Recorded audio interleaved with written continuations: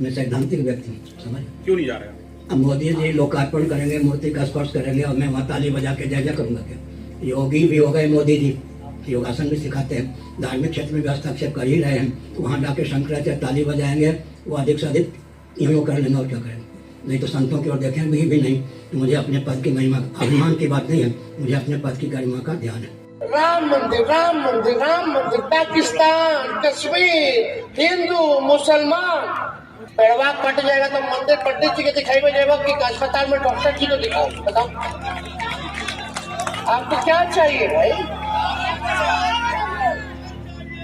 भूख लगेगा तो मंदिर जाइएगा, वहां तो ताने देना पड़ता है कि नहीं? जब साधुओं की हत्याएं हो रही हों, जब औरतों के गले कट रहे हों और बलात्कारियों का पता नहीं लग रहा हो, तो हिंदुत्व का एजेंडा और विकास का एजेंडा, ये दो बातें हैं जो प्रोजेक्शन पूरे देश में नरेंद्र मोदी जी ने अपना करने की कोशिश की है। मुझे उनके बारे में अच्छी तरह से मालूम है। मैं ऐसा मानती हूँ कि नरेंद्र मोदी जी विकास पुरुष नहीं है, विनाश पुरुष है। मुझे लगता है कि मोदी को जो बहुत बड़ा बना दिया है, ये मीडिया ने गुब्बारे में हवा भर दी है।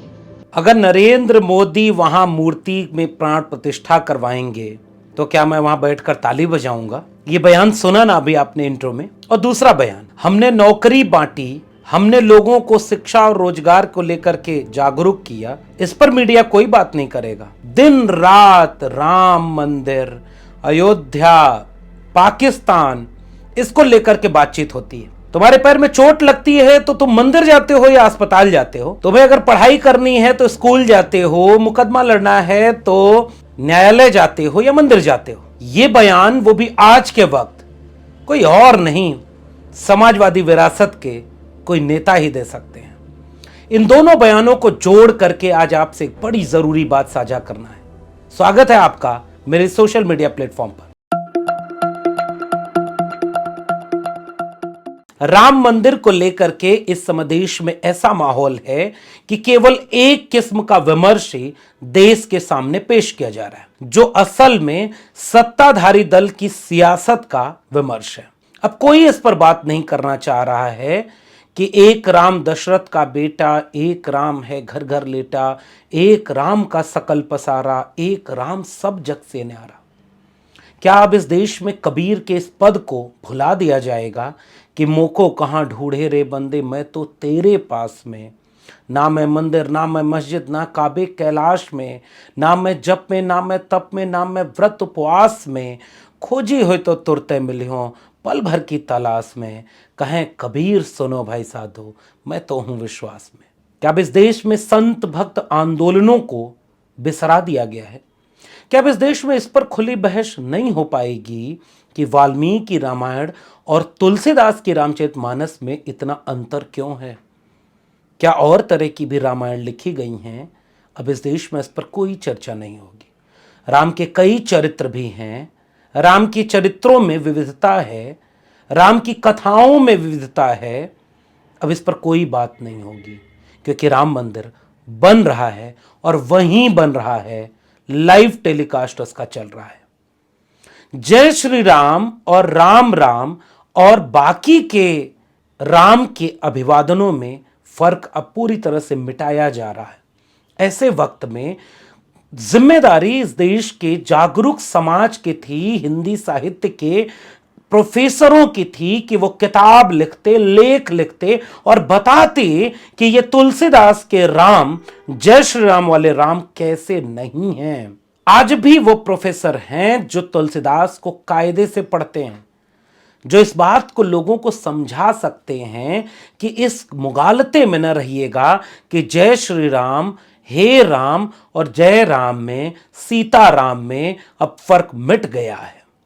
क्योंकि टेलीविजन चैनल पर लाइव टेलीकास्ट चल रहा है और पूरे देश के मीडिया घराने अब विपक्षी दलों से, आम लोगों से सवाल पूछ रहे हैं कि बताओ तुम राम द्रोही हो या राम भक्त हो।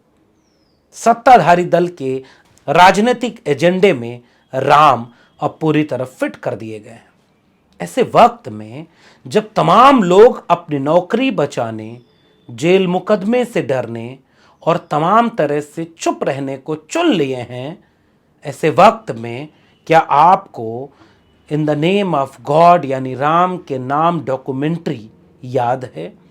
और उसमें ये वाले महंत याद हैं जो उस राम मंदिर के पुजारी थे, इन्होंने क्या कहा और क्यों मार दिए गए? अब बातें ख़त्म हो गई हैं क्योंकि राजनीति में राम मंदिर का मुद्दा जीत गया है और आज लाइव टेलीकास्ट मीडिया अयोध्या से कर रहा है। ऐसे में जब तमाम लोगों ने हिम्मत खत्म कर दी है, कुछ लोग हैं जो उस पूरी प्रक्रिया पर सवाल उठा रहे हैं, कुछ लोग हैं जो बोल रहे हैं। उन्हीं में से एक नाम इनका है स्वामी निश्चलानंद सरस्वती, जो गोवर्धन मठ पूरी पीठाधीश्वर शंकराचार्य हैं। ये कोई सामान्य ओहदा नहीं है। इन्होंने एक बड़ी मार्के की बात की कि अगर मंदिर बन रहा है तो उसमें नरेंद्र मोदी पूजा करेंगे, मैं क्या ताली बजाने जाऊंगा? हमारी भूमिका क्या है? अब यहां धर्म नहीं, केवल राजनीति केंद्र में। कुछ लोगों ने पिछले दिनों यह भी सवाल उठाया कि कोई भी पूजा, हवन, यज्ञ तब तक पूरा नहीं माना जाता जब तक पति पत्नी दोनों साथ उसमें न बैठें। धर्म के लोग शायद कैमरे के फ्रेम के बाहर हैं, अगर मंदिर वहीं बन रहा है तो भी वह कितना हिंदू धार्मिक परंपराओं को निभा रहा है, इसको लेकर के चिंता एक शंकराचार्य के तरफ से आई है। उमा भारती का यह बयान अब लोगों को याद आ रहा है। ऐसे वक्त में तेजस्वी यादव जो कि बिहार के उप मुख्यमंत्री हैं, उन्होंने वही तेवर दिखाया जो एक जमाने में लालू प्रसाद यादव ने तब दिखाया था जब पटना के गांधी मैदान में कम्युनिस्ट पार्टियों के सम्मेलन में उस समय के मुख्यमंत्री लालू प्रसाद यादव को बुलाया गया था, जब एक रथ राम का नाम लेकर अयोध्या जाने पर आमादा था कि वहां जाएंगे और कार सेवा करेंगे। अब शायद इस पर बहस करने की गुंजाइश इस देश ने खो दी है कि उस कार सेवा का विश्लेषण आप कैसे करते हैं, सुप्रीम कोर्ट में दिए गए हलफनामे को आप कैसे देखते हैं। यह कहकर कि सब कुछ सुरक्षित हम रखेंगे, उत्तर प्रदेश का एक मुख्यमंत्री जो मस्जिद को तोड़वाता है, अब इस पर कोई बात नहीं होगी क्योंकि मंदिर वहीं बन रहा है। लेकिन इतिहास होता है। पटना के गांधी मैदान में जब खड़े होकर लालू प्रसाद यादव ने यह बात कही कि अगर इंसान ही नहीं रहेगा तो मंदिर में घंटा बजाने कौन जाएगा, अगर इंसान ही नहीं रहेगा तो मस्जिद में इबादत देने कौन जाएगा। जितना एक प्रधानमंत्री के जान का कीमत है, उतना ही एक आम इंसान के भी जान का कीमत है। हम अपने राज्य में दंगा नहीं फैलने देंगे। इसलिए हम आडवाणी जी से कहना चाहते हैं कि वो अपना रथ लेकर दिल्ली वापस चले जाएं, और हमने अपने अधिकारियों को भी ये निर्देश दिया है, 24 घंटे नजर रखे हुए हैं, हम अपने राज्य में दंगा नहीं फैलने देंगे। आज उसी तेवर के साथ, उसी हिम्मत और हौसले के साथ तेजस्वी यादव सामने आकर एक बड़ी तार्किक बात कह रहे हैं। यूं तो इस समय तमाम राजनेता ऐसी बातें कह दे रहे हैं राम मंदिर के पूरे विमर्श के बीच जो उन्हीं के खिलाफ चली जा रही है, जो उन्हें रामद्रोही साबित कर देगी, जिस पर कोई सफाई देने नहीं मिलेगा, जो कोई आपके साथ नहीं खड़ा होगा, क्योंकि राजनीतिक व्यक्तियों को टिप्पणी बहुत सजग होकर करनी चाहिए।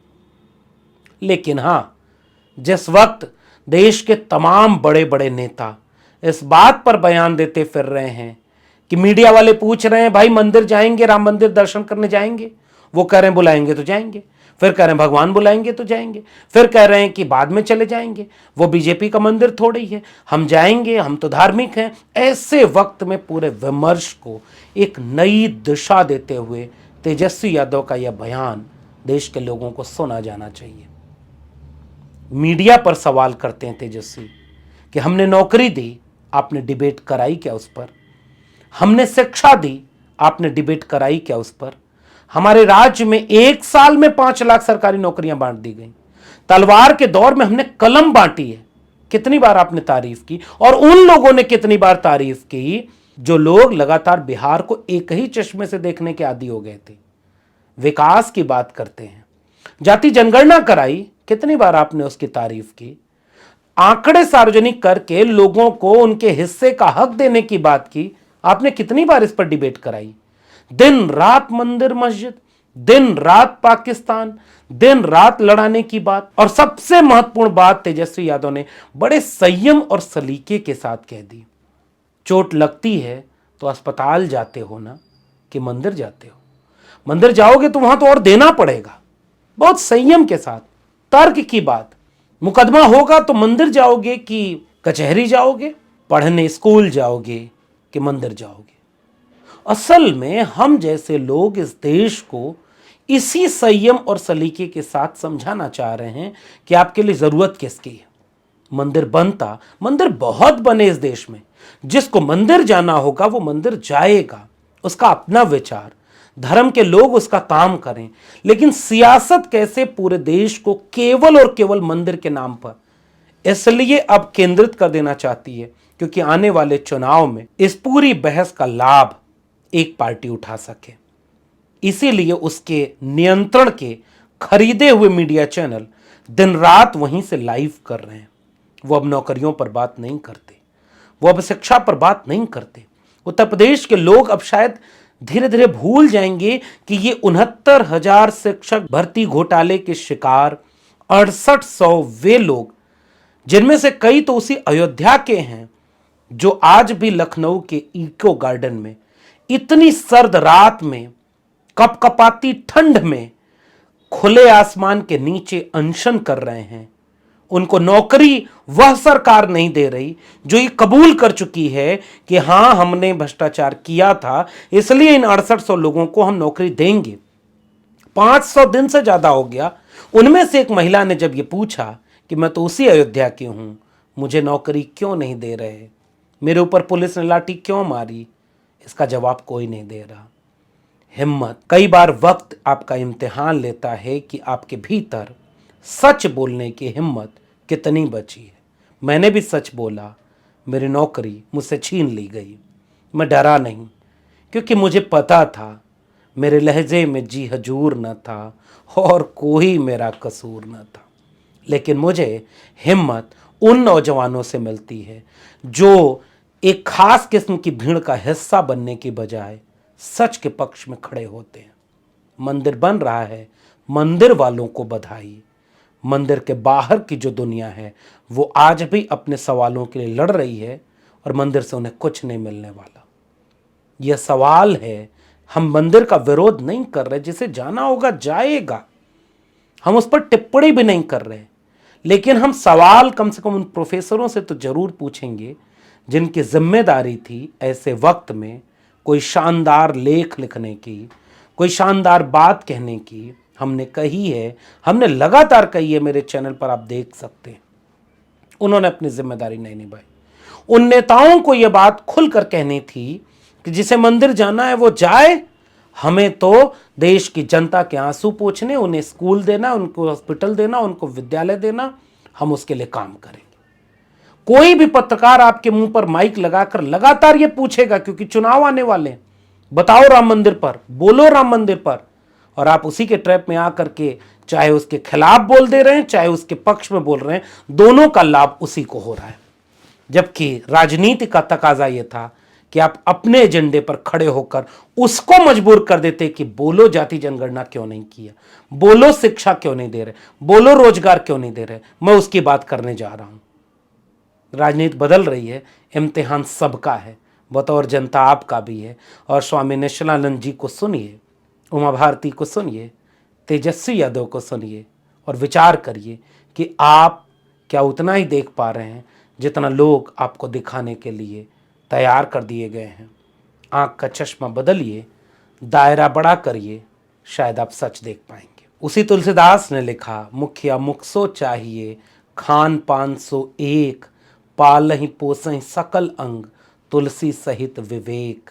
लेकिन मुखिया अब मुख्य तरह काम नहीं करता, वो पालना पोसना सकल अंग को नहीं करता, अब वो केवल मुख को सब कुछ दे करके पूरे देश को 80 करोड़ लोगों को 5 किलो अनाज तक मोहताज करके 12 लाख करोड़ रुपए एनपीए माफ कर चुका है उनका, जो उनके अपने हैं। तुलसीदास कहाँ हैं?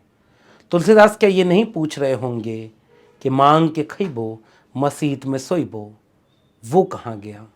तुलसी के राम मनुष्य राम है। वो एक बार क्रोधित हुए थे जब समुद्र ने रास्ता नहीं दिया। जय श्री राम वाले राम हमेशा क्रोधित हैं और उनके भक्त उनसे कई गुना ज़्यादा क्रोधित हैं। तुलसी के राम चाहते थे कि शबरी को गले लगाएं। तुलसी के राम चाहते थे कि केवट को गले लगाएं। तुलसी के राम चाहते थे कि शबरी के जूठे बेर खाएं ताकि समाज बेहतर बने, मगर वो अपना राम राज वर्ण व्यवस्था के बाहर नहीं बना पाए। इसीलिए कोई रविदास हुआ जिसने कहा, ऐसा चाहूँ राज में जहाँ मिले सबन को अन्न, छोट बड़ो सब सम बसै, रविदास रहे प्रसन्न। आप सबसे गुजारिश यही है, किसी भी इस तरह के मुगालते में जाने की बजाय कलम और किताब पर जाइएगा। वो आपका आज भी बचाएगी, कल भी बचाएगी। शुक्रिया।